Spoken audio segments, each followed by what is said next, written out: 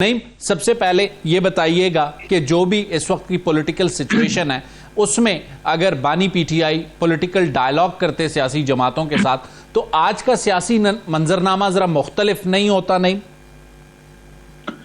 बहुत शुक्रिया जी, बड़ी नवाजिश आपने मौका दिया जी। मैं अपने दोनों मुअज़्ज़ज़ मेहमानों की, भाइयों की बातें जो हैं वो सुन रहा था। उन्होंने अपनी पार्टी को रिप्रेजेंट करना है, डेफिनेटली सारी चीज़ें हैं, लेकिन आप ये देखें कि मुल्क के अंदर सूरत हाल क्या चल रही है। एक तरफ आप देखें कि इमरान खान साहब को, उनकी जमात को किस तरह से जहां पर बल्ले का निशान छीना गया, तायद कुनंदे, तजवीज़ कुनंदे, सारा कुछ क्रैक डाउन किया गया, हमारे लोगों से प्रेस कॉन्फ्रेंस करवाएगी। उसके बावजूद वाज़ेह अक्सरियत में पूरे पाकिस्तान में ये वाहिद जमात है जो जीती है। लेकिन आपने देखा कि 8 फरवरी को जो सीटें जीती हुई थी, 9 फरवरी को वो हरा दी गई।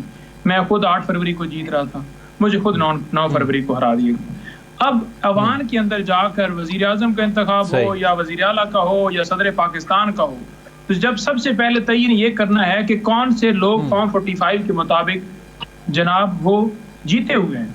जब वो ही प्रोसेस जो है वो पेंडिंग है और उसके मुताबिक धांधली से फॉर्म 47 के तहत ये लोग जीत कर, तो वो उसकी लीगैलिटी क्या होगी, उस वोट की जो वोट दे रहा है उसकी लीगैलिटी क्या होगी। और दूसरा सवाल ये होता है कि मखसूस नशिस्तों के हवाले से इलेक्शन कमीशन ने जी फैसला दिया है कि सुन्नी इत्तेहाद कौंसिल ने अपनी लिस्ट जमा नहीं करवाई, तो लिहाजा सीटें जो है इनको नहीं दी जा सकती। अब ये सीटें हैं ये दूसरी पार्टियों को दी जाएंगी।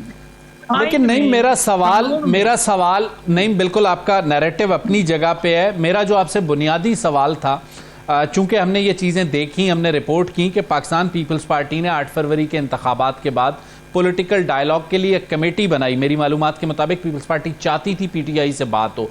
आप लोगों ने पॉलिटिकल स्टेक होल्डर से बात करना ही, जैसे कहते हैं, गवारा नहीं किया। आज आप मौलाना फजलुर रहमान और महमूद खान अचकज़ई से तो बात कर रहे हैं, लेकिन पीएमएलएन और पीपल्स पार्टी से तो आप बात करने को भी तैयार नहीं थे। अगर बात करते, हो सकता है आज पॉलिटिकल अलायंस पीएमएलएन और पीपल्स पार्टी का ना होता, पीटीआई और पीपल्स पार्टी का होता। देखिए, मैं बड़ा वाज़ेह मौक़िफ़ आपके सामने रखना चाहता हूँ।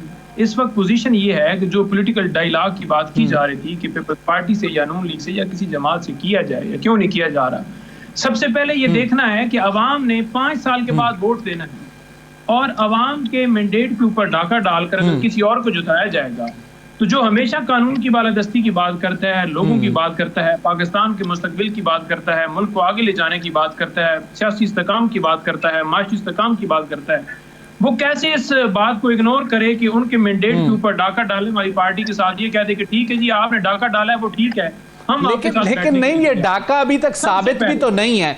अगर, सॉरी टू से आपकी बात को काट रहा हूं, बार बार कह रहे हैं डाका डाला गया, डाका डालने को साबित करना भी रहता है, ये आपका नैरेटिव है। और अगर नैरेटिव फॉर्म 45 का है तो कल हमने दिखाया फॉर्म 45 तो केपीके में भी टेम्पर हुए हैं।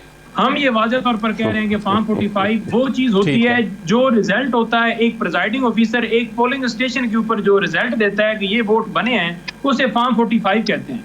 और जो रिजल्ट पूरे हल्के से कलेक्ट करके एक आरओ के पास जाते हैं, वो एक फॉर्म बनाता है, उसे फॉर्म 47 कहते हैं। फॉर्म 45 में हमारे जीते हुए लोग हम लेकर फॉर्म 45 फिर रहे हैं। दूसरी जमातें भी कहती हैं कि पीटीआई जीत गई है, लेकिन वाहिद जो फायदा लेने वाले हैं पीपल्स पार्टी हो या नून लीग हो, वो कहते हैं कि नहीं, ये जो है ना इलेक्शन कमीशन में जाएं, उधर जाएं। आप से मैं आपके प्रोग्राम से तवज्जो ये कहना, लाजमी सी बात है, इलेक्शन रूल्स के तहत जाके आपने साबित तो वहीं करना है। आप मेरे सवाल की तरफ नहीं आ रहे। नईम हसन कह रहे हैं कि वो तैयार हैं सिंध में, जो जहां उनके पास मेजोरिटी, आप जो हल्के खोलना चाहते हैं खोल लें। और उन्होंने कहा, बहुत अच्छी मिसाल उन्होंने दी कि अगर केपीके का, मौलाना भी कह रहे हैं धांधली हुई है, तो मौलाना का मैंडेट तो आपके पास होगा, चूंकि मौलाना केपीके के शेयर को रो रहे हैं। नहीं, बड़ा जबरदस्त किया है जी, खोलने के लिए बिल्कुल हम तैयार हैं, हम बिल्कुल रेडी हैं। 20 हल्के वहां पर जो कराची में और 2 हैदराबाद की सीटें जो हमें जीती उन्होंने हराई हैं, हम रेडी हैं। सोशल मीडिया के ऊपर, आपके चैनल के ऊपर बैठ कर ये कहते हैं ये नहीं है ठीक है, तो आप ऐसा करें ना, आप ऐसा करें कि कोई ऐसी जगह तरफैन रख लें जहां पर आप लेकर कराची में नहीं, आपके पास 14 सीटें थी 2018 में। की बात करेंगे, उसकी हम कौन सी रखें, उसका फोरम मौजूद है। आपको डिस्क्वालीफाई हो तो इन्हें अदालत की कार्रवाई करनी हो, फॉर्म 45 जो है अपलोड ना करने हो, या फैब्रिकेशन करके उन्होंने अपलोड करने हो, जो कि पूरे जहान ने देखा कि किस तरह से 378 को 1378 बनाया गया। तो ये सारी दुनिया ने देखा, तो उसके बाद उन्होंने वो सारी चीजें वहां से डिलीट कर दी। ये सारी कौम के सामने है, और ये कौम से अगर भागने की कोशिश करेंगे ये तो 2018 भागने नहीं देंगे। कल इसीलिए कल हम पुरअमन एहतजाज की पूरे पाकिस्तान में हमने कॉल दी है कि मैंडेट के ऊपर डाका नहीं डालने देंगे, और उस सदर के इलेक्शन का, उस वजीर आला के इलेक्शन का, उस इलेक्शन की क्या वैल्यू जिसमें जो वोटर डाल रहे हैं वो वोट जीत के वो अवाम की ताकत से आई नहीं है, वो डील करके आए। उन डील वाले वोटरों की क्या वक़्त है? लीगल तो कोई उसकी वक़्त नहीं है। मखसूस सीटें जिस तरह से छीनी गई हैं हमारी, देखिए हमारा हक था, और आइन में किसी जगह पे नहीं लिखा हुआ कि किसी पार्टी की सीटें, हमें कहते हैं ये आजाद हैं, इनकी सीटें नहीं बनती। मुझे आइन में या किसी जगह पे कानून में दिखा दें कि किसी और जमात की बनती, किसी और जमात की नहीं बनती। लेकिन इन्होंने कोई लिस्ट जो है वो इलेक्शन कमीशन में जमा नहीं करवाई। वहां पर इनको कैसे इलेक्शन कमीशन कहता है कि आप नई लिस्ट दे दें और आपको सीटें दे दें? हमारी नहीं तो लिस्ट तो सुन्नी इत्तेहाद काउंसिल ने भी जमा नहीं कराई, और जितने जो कवानीन के तहत जो चीजें वो सुन्नी इत्तेहाद काउंसिल की भी पूरी नहीं है इलेक्शन कमीशन के मुताबिक। देखें किस चीज के हवाले क्या बात करें जी? मैंने कहा, आपने कहा इन्होंने लिस्ट जमा नहीं कराई, लिस्ट तो सुन्नी इत्तेहाद काउंसिल की भी वहां नहीं थी। यहां तक कि सुन्नी इत्तेहाद काउंसिल के सरबराह खुद आजाद इलेक्शन लड़े हैं। देखिए मैं बड़ा वाज़ेह तौर पर कहना चाहूंगा, सबसे पहले जो इन्होंने हमारे साथ किया, बल्ले का निशान मुझे दिखा दें कि किसी पार्टी से बल्ले का निशान, ANP ने इलेक्शन ही नहीं करवाया, उसको निशान दे दिया गया। और जिस तरह से इलेक्शन हमारे हुए, कोई सर सुप्रीम कोर्ट ने कहा नहीं मिल सकता, तो क्या कर सकते हैं सर?